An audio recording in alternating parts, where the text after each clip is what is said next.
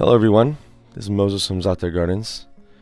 So I'm going to walk around and I'm going to show you the result, or the results you may get if you continually foliar feed your plants. When I purchased this property, it was arid, hard as a rock, and with heavy wood chip mulching and consistently foliar feeding, but I've been doing it less and less now, thankfully. Saves a lot of time and money and effort because the plants don't need it as much. You'll get results that are going to boggle your mind. You're going to get weeds that look so beautiful that you don't even want to take them out because the leaves look so lush and full. I know that sounds weird, but it's true. I still take them out here and there, by the way. But I'm going to show you a few things in the garden where prior to wood chip mulching and foliar feeding would look horrible. And I'm going to start right now with the raspberries. You can see my raspberry patch here and how bright of green it is. You can see the Lulu's toy in the background. Prior to wood chip mulching and foliar feeding, this used to be dry, especially when the summer comes. It was really hurting. Now I'm just getting huge stalks that probably will reach 4 to 6 feet this year. But I'm going to show you something that never happened. My average leaf used to be about this size and would be yellow prior to heavy wood chip mulching, and before that broke down. The wood chips, just putting wood chips down didn't help. The wood chips have to break down over time. And now I'm getting leaves like this.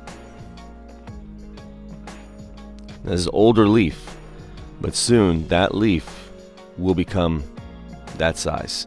In the past, I used to get peach leaf curl a lot, and now maybe I might get 10 or less leaves that have it, if any at all.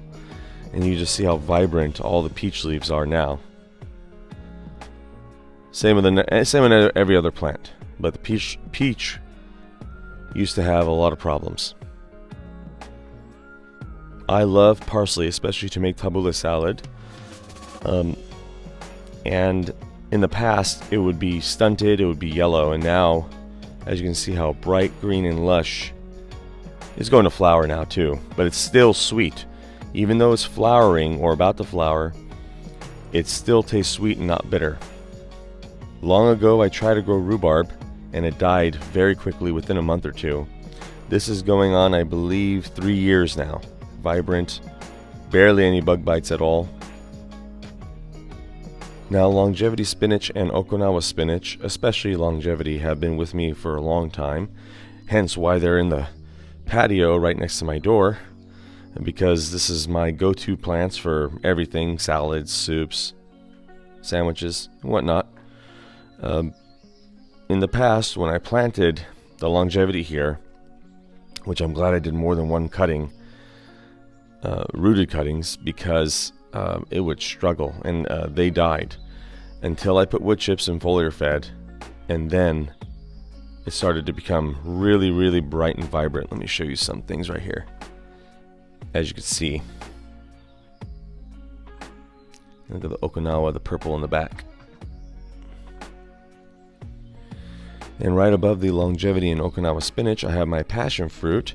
Now, when I purchased this, the nursery owner, not just the worker, the owner told me you're going to have a hard time growing them, but I sell them because many people like them, and they put them in pots and so forth, and put them through chain link fences, but they have to buy a lot of them because it won't grow that far in our Central California heat and cooler, we're not really freezing temperature, but cooler winters, down in the low 30s, high 20s.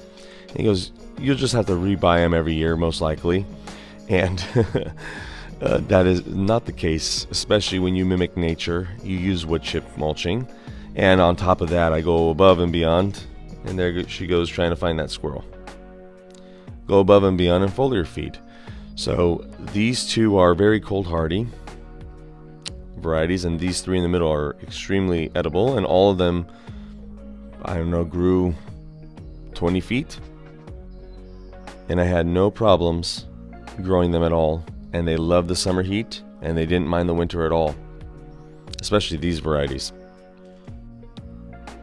And of course, the immense fruit production that you get when you mimic nature as much as possible. Happy gardening, everyone.